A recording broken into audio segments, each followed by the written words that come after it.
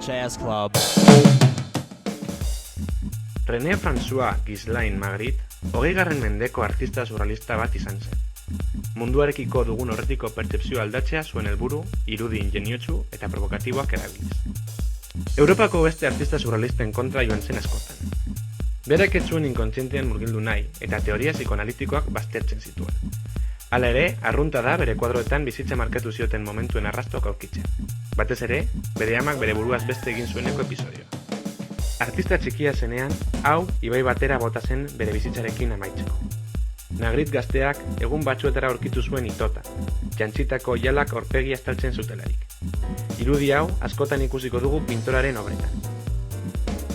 Bere irudietan, arruntak dira irudikatzen denaren eta haren esanahiaren arteko jokuak, hitzen eta objektuen arteko erlazioa dudan jartzen. What the fuck? This is clearly a pipe. OMG, are you fucking kidding me? Howdy doody.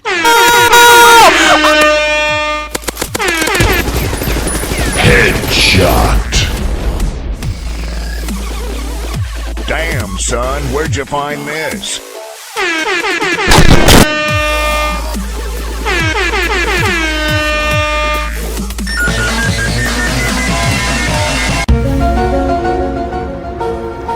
Oh my gosh!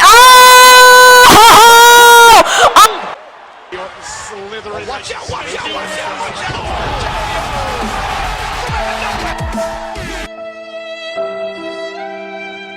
Smoke weed every day.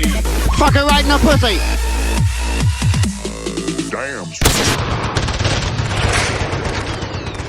A mi hermano Felipito le gustan los huevos fritos.